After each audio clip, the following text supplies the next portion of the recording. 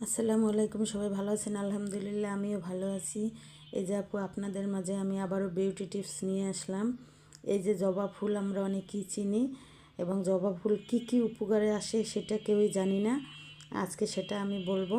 এই যে জবা ফুল, এই যে আমরা অর্গানিক তেলটা কিনি, কিন্তু আমি কিন্তু কখনোই অর্গানিক তেল কিনে ইউজ করি না। আমি নিজেই ঘরে বানিয়ে থাকি সব সময়। নিজে বানিয়ে নিজে ইউজ করি। তো আমি অর্গানিক তৈলটা যখন বানাই 20 থেকে 21টা উপাদান দিয়ে বানাই। আমি বিভিন্ন জায়গায় গিয়ে গিয়ে এগুলা সংরক্ষণ করি, পাতা ছাতা এই সেই যা যা দেওয়া লাগে আর কি দিয়ে। তো ওই তৈলের সাথে কিন্তু এটাও অ্যাড করি, জবা ফুলের পাতা এবং পাপড়ি।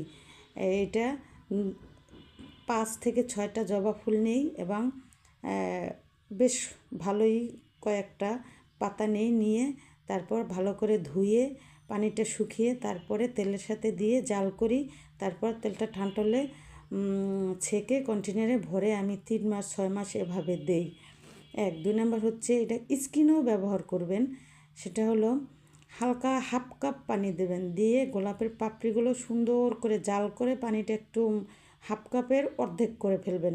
তারপরে পানিটা ঠান্ডা করে এটার সাথে মধু এবং ভিটামিন, মুখের ক্যাপসুলটা ভিটামিন, ওটা মিক্সড করে আপনি অ্যালোভেরার জেলও দিতে পারেন। যাদের অ্যালার্জির সমস্যা নাই তারা অ্যালোভেরাও দিতে পারেন। দিয়ে সুন্দর করে মুখে অ্যাপ্লাই করবেন। দিয়ে এই যে 20-25 মিনিট রাখবেন, দেখবেন ত্বক অনেক ভালো থাকবে, অনেক সুন্দর থাকবে।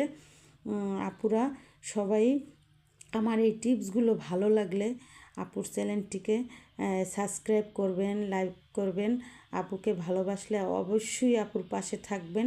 নতুন নতুন টিপস পেতে সবসময় আপনাদের মাঝে আমি চলে আসব নতুন নতুন বিউটি টিপস নিয়ে। এবং জবা ফুল কিন্তু অনেক একটা উপকারী জিনিস। 100 রোগের ওষুধ কিন্তু জবা ফুল। বিশেষ করে এই রক্ত জবা ফুলটা আমাদের উচ্চ রক্তচাপ কমায়, কোলেস্টেরল নিয়ন্ত্রণে রাখে, অনিয়মিত মাসিক নিয়মিত করে। এই যে যাদের অনিয়মিত মাসিক হয় তারা সপ্তাহে 3 দিন এই ফুলটা খাবেন, তাহলে ফুলের পাপড়িটা, তাহলে আপনার এই যে নিয়মিত মাসিক হবে এবং ওজন কমাবে। তারপর কিডনির সমস্যা দূর করবে। মানে ওই যে বললাম 100 রোগের উপকার এই জবা ফুল, বিশেষ করে রক্ত জবা ফুলটা। সবাই রক্ত জবা ফুলের গাছ বাড়িতে রাখবেন, কারণ এইটা একটা ঔষধি গাছ। রূপচর্চা করা যায়, ঔষধের কাজে লাগে। সবাই বাড়িতে রাখবেন, বেলকনিতে রাখবেন। ভালো থাকবেন, সুস্থ থাকবেন। আল্লাহ হাফেজ। সবাই আমার চ্যানেল